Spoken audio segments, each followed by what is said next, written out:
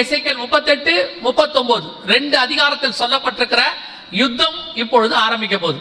அதுலயும் பர்டிகுலரா 2 இடத்துல இஸ்ரவேல்ல எந்த இடத்துக்கு நீ அகைன்ஸ்டா வருவேன்னு கர்த்தர் எழுதி வச்சிருக்கிறார். எசேக்கியேல் 38:8 என் ஜனமாகிய இஸ்ரவேலுக்கு விரோதமாய் நீ எழும்பி வருவாய் இருக்கா அந்த இடத்துல. எசேக்கியேல் 38:8 பற்பல ஜனங்களிலிருந்து சேர்த்துக் கொள்ளப்பட்டு வந்தவர்களின் தேசத்தில் 38:8 வாசிங்க. அநேக நாட்களுக்கு பிற்பாடு நீ விசாரிக்கப்படுவாய், பட்டயத்துக்கு நீங்களாகி பற்பல ஜனங்களிலிருந்து சேர்த்துக் கொள்ளப்பட்டு வந்தவர்களின் தேசத்தில் கடைசி வருஷங்களிலே வருவாய். நெடுநாள் பாழாய் கிடந்து, நல்லா கவனிங்க, நெடுநாள் பாழாய் கிடந்து பிற்பாடு ஜாதிகளில் இருந்து கொண்டு வரப்பட்டவர்கள் எல்லாரும் சுகத்தோட குடியிருக்கும் இஸ்ரவேலின் மலைகளுக்கு விரோதமாய் வருவாய். இந்த வார்த்தையை அண்டர்லைன் பண்ணி வச்சுக்கோங்க. அடுத்த 2-3 வருஷம் இந்த வார்த்தையில இந்த மலைங்கிறதா நீங்க இம்பார்ட்டண்டா பார்க்க போறீங்க. 39:2 வாசிங்க. நான் உன்னை திருப்பி உன்னை 6 துறடுகளால் இழுத்து உன்னை வடபுறங்களில் இருந்து எழும்பவும் இஸ்ரவேல் மலைகளில் வரவும் பண்ணி. ஏன் இந்த மலையை பர்டிகுலரா சொல்றோம் அப்படின்னு கேட்டீங்கன்னா, இஸ்ரேல் ஹமாஸ் பிரச்சனை ஆரம்பிச்சிருக்கிறது மலைக்காக தான் ஆரம்பிச்சிருக்கு. அந்த இடத்துல டெம்பிள் மவுண்ட் அப்படின்னு ஒரு மாஸ்க் இருக்கு. டெம்பிள் மவுண்ட்ல ஒரு மாஸ்க் இருக்கு, அலெக்சான். அந்த மாஸ்க் எங்களுக்கு வேணும், அந்த இடம் எங்களுக்கு வேணும், மலை, அந்த மலை எங்களுக்கு வேணும்னு சொல்லி ஹமாஸ் யுத்தத்தை ஆரம்பிச்சாங்க. அந்த மலையை நான் தர மாட்டேன்னு சொல்லி இஸ்ரேல் சண்டை போட்டுக்கிட்டு இருக்கு. ஏன்னு சொன்னா அந்த மலையில தான் ஏற்கனவே சாலமோன் தேவாலயம், செருபாபேல் தேவாலயம், அங்கதான் தாவீது ஓர்னான் கிட்ட காசு கொடுத்து வாங்கினது, அங்கதான் ஆபிரகாம் ஈசாக்க பலி கொடுக்க போனது, எல்லாம் அந்த மலை தான். சோ அந்த மலையில தான் 3வது தேவாலயம் வரணும்னு அவங்க நம்புறாங்க, விசுவாசிக்கிறாங்க. அதான் உண்மையும் கூட. அந்த மலை எங்களுக்கு வேணும்னு இவங்க கேட்கறாங்க. காரணம், இவங்களுடைய மாஸ்க் அந்த இடத்துல இருக்கு. அது 10ஆம் நூற்றாண்டுல கட்டப்பட்டது. இப்ப அந்த மலைக்கு தான் சண்டை ஆரம்பிச்சிருக்கு. இந்த மலைய இருக்கிற இடத்த ஹமாஸ் கையில கொடுக்க சொல்லி ரஷ்யா சொல்லுது. ரஷ்யா மட்டும் இல்ல, 100க்கும் மேற்பட்ட நாடுகள் சொல்றாங்க ஐநா சபையில, அந்த மலையை கொடுத்துருங்க, அது பாலஸ்தீனர்கிட்ட கொடுத்துருங்க அப்படின்னு சொல்றாங்க. இஸ்ரவேல் சொல்லுது, இது எங்க பாரம்பரிய மலை, இந்த மலையில தான் எங்க ஆலயம் இருந்துச்சு, இந்த மலையை நாங்க தரமாட்டோம். இப்ப சண்டை எந்த இடத்துக்கு நடக்குது? அந்த மலைக்கு தான் நடக்குது. இப்ப அந்த மலைய இஸ்ரவேல் கையில இருந்து வாங்கி பாலஸ்தீன் கையில கொடுக்கறதுக்கு தான் ரஷ்யா வரப்போகுது. அதுக்கு ரஷ்யா புறப்பட்டுடுச்சு.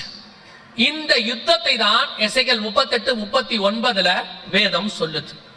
ஆனால் 38-39 சொல்லும் பொழுது அந்த இடத்தில் மாஸ்க் இல்லை, அந்த இடத்துல பாலஸ்தீனர்கள் வசம் இல்லை, அந்த இடத்துல இஸ்ரவேலும் இல்லை, அந்த இடம் முழுக்க முழுக்க வேறொரு நாட்டின் கையில இருந்துச்சு. இப்போ அந்த சண்டை ஆரம்பிச்சிருச்சு. இப்போ உங்களுக்கு புரியணும், இயேசு சொன்ன யுத்தங்களையும் யுத்தங்களின் செய்திகளையும் கேள்விப்படுவீர்கள் இருக்குல்ல, அந்த இடத்தினுடைய மிக முக்கியமான இடத்துக்கு நாம் வந்துட்டோம். இப்ப யுத்தம் ஆரம்பிச்சிடுச்சு. நாங்க 2004 இந்த ஊழியத்தை ஆரம்பிக்கும் போது இந்த மாதிரி சம்பவங்கள் நடக்கும், இஸ்ரவேல்ல இந்த 3வது தேவாலயத்துக்கான சண்டை வரும் அப்படின்னு சொல்லுவோம். இப்போ அது தீர்க்க தரிசனம் பைபிள்ல உள்ளது, நாங்க சொன்னதில்லை. இப்போ அது காரியம் நடைபெற ஆரம்பித்து விட்டது. இப்போ அதற்கான சண்டைகள் இப்போ ஆரம்பிச்சிருச்சு. இனி இந்த சண்டை என்னவாய் போகும், எப்படி முடியும், அதையும் உங்களுக்கு நான் இப்பயே சொல்லிடுறேன். ஏன்னா திருப்பி உங்ககிட்ட வரதுக்கு வாய்ப்பு இருக்குமா தெரியாது. இந்த சண்டை அடுத்த காலங்களில போன அக்டோபர் மாசம் 7ஆம் தேதி இந்த சண்டை ஆரம்பிச்சிச்சு. அலெக்சா ஃப்ளட்னு பேரு. ஆரம்பிக்கும் போது சொன்னாங்க இது ஒரு 10-15 நாள்ல இந்த சண்டை முடிவுக்கு வந்துரும். ஆனா ஆரம்பிக்கும் போதே எங்களுக்கு ஆண்டவர் உணர்த்தினது, மலைக்கான சண்டை, இடத்துக்கான சண்டை, ஆலயத்துக்கான சண்டை, இது கடைசியில ஆலயத்துல போய் தான் முடியும், இப்ப முடியாதுன்னு சொல்லி. இப்ப அதே மாதிரி சண்டை ஆரம்பிச்சு அக்டோபர் மாசம் 7ஆம் தேதி வந்தா 1 வருஷம் ஆக போகுது. இன்னும் 11 மாசம் 10 மாசம் முடிஞ்சிருச்சு, 11வது மாசம். நல்லா கவனிச்சுக்கொள்ளுங்க, இந்த யுத்தம் தான் அடுத்த 3ஆம் உலக யுத்தத்துக்கு வழிவகை செய்ய போகுது. மிக முக்கியமான 3ஆம் உலக யுத்தம் எசேக்கியேல் புத்தகம் 38-39 சொன்ன நியூக்ளியர் வார். அந்த நியூக்ளியர் வார் எசேக்கியேல் 39 இருக்கு. வேதம் சொன்னது எல்லாமே அதுல இருக்கு. இப்ப அந்த வாருக்கு நேராக தான் உலகம் போகிறது. 6ஆம் அதிகாரம் வெளிப்படுத்தின விசேஷம் 8ஆம் வசனத்துல சொல்லப்பட்ட காரியங்கள் நடைபெறுகிற இடத்திற்கு நாம் வந்திருக்கிறோம். இனியும் 1-2 வருஷத்துக்குள்ள அல்லது வருகிற காலங்கள்ல எப்ப வேணாலும் இந்த சண்டையை நீங்கள் பார்ப்பீர்கள்.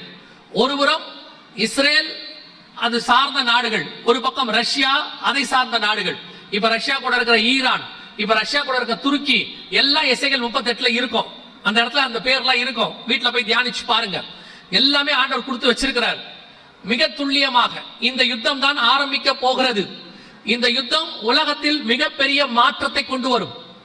அடுத்த சில மாசங்களோ வருஷங்களோ, நான் சொல்றது 2026க்குள்ளாகவே இந்த யுத்தம் பெரிய யுத்தமாய் மாறிடும். கொஞ்சம் கொஞ்சமாகி பெருசா மாறும். 2030க்குள்ள மிகப்பெரிய 3ஆம் உலக யுத்தம் வருவதற்கு வாய்ப்பு இருக்கிறது. நாம் எதிர்பார்க்கிறது அந்த அளவுக்கு வரதுக்கு வாய்ப்பு இருக்கு. அதுக்கான ஸ்டார்டிங் பாயிண்ட் நடந்துருச்சு. இந்த யுத்தத்தினுடைய முடிவு என்னவா இருக்கும்னு கேட்டீங்கன்னா, 3வது தேவாலயத்தை கட்டுவதற்கு அவர்கள் வருவார்கள். நல்லா கவனிச்சுக்கொள்ளுங்க, பைபிள்ல உள்ளதான் சொல்றோம். 3வது தேவாலயம் கட்டுவதற்கு இஸ்ரவேலர்கள் வருவார்கள். அதுக்கு முந்தின அடையாளமாய் அவர்கள் முதல்ல ஒரு பலிபீடத்தை அங்கே கட்டுவார்கள்.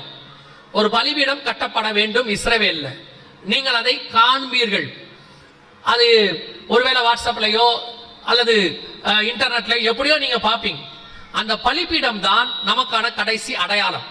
அந்த பலிபீடம் கட்டுவதற்கு முன்பாக அங்கே நிற்கக்கூடிய மாஸ்கை அவர்கள் இடிப்பார்கள்.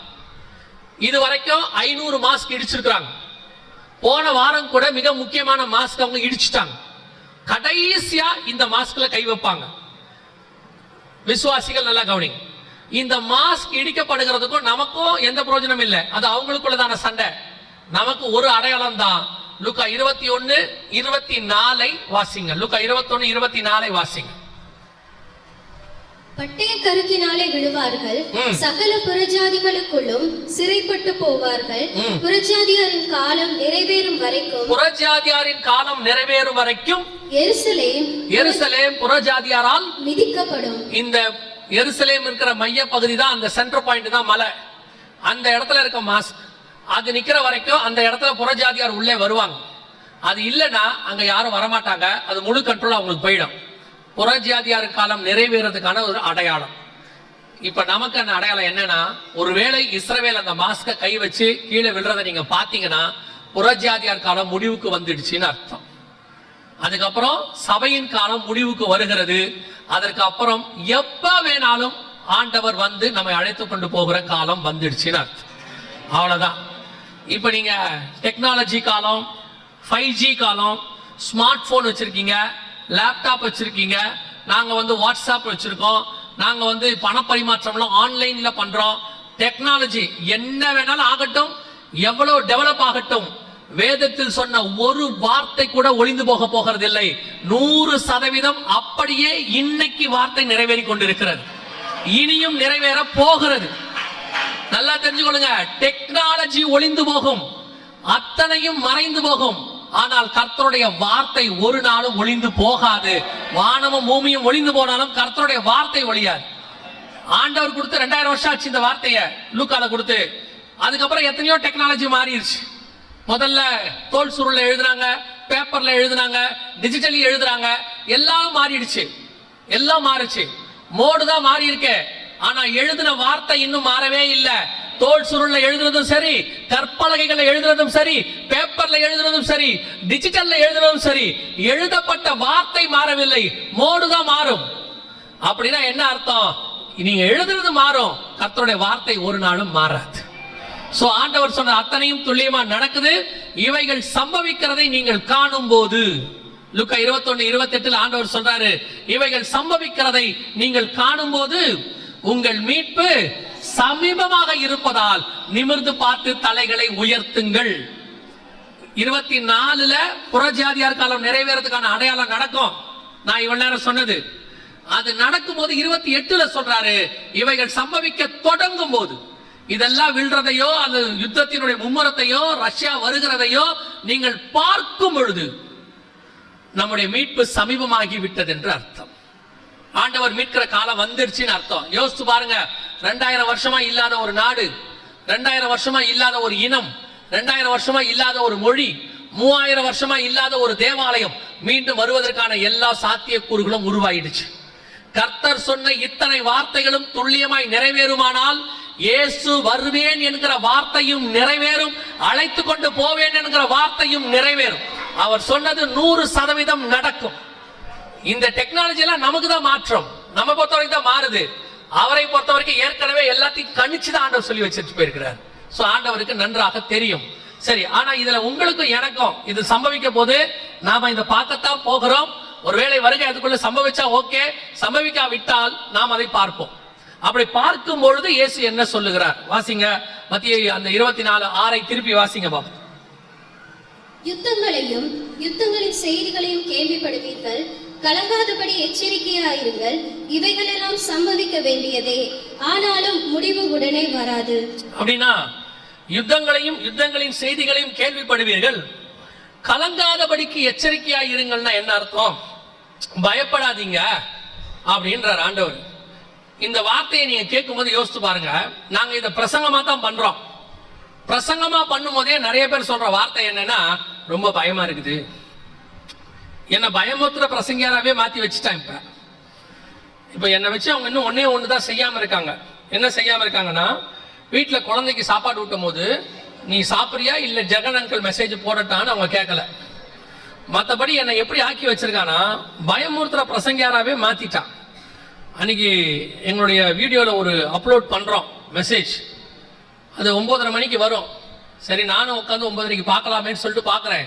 கீழே ஒருத்தர் கமெண்ட் போட்டே வராரு. அந்த கமெண்ட்ல அவர் போடுறாரு, ஆண்டவா இந்த ஆளு இன்னைக்காவது நல்லபடியா பேசட்டும் ஆண்டவா அப்படின்னு போடுறாரு. என்ன அவன் எப்படி ஆக்கியிருக்கானா, நான் என்னவோ டெரரா சொல்ற மாதிரியும், நாங்க இந்த வேதத்தில் உள்ளதை தான் சொல்றோம், பைபிள்ல உள்ள சம்பவத்தை சொல்றோம், அதுக்கு ஒத்து நடக்கிற சம்பவத்தை எடுத்து காட்டுறோம். இப்படி ஆண்டவர் சொன்னாரு, இப்படி நடக்குது அப்படின்னு இந்த ரெண்டுத்தையும் கம்பேர் தான் பண்றோம்.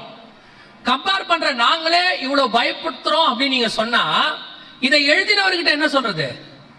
அவர் தான் இதை எழுதி கொடுத்துட்டு போயிருக்கிறார், இதெல்லாம் சம்பவிக்கும்னு சொல்றாரு. அப்ப சம்பவிக்க போகிற காரியத்தை பத்தி சொல்றதே பயமா இருக்குது.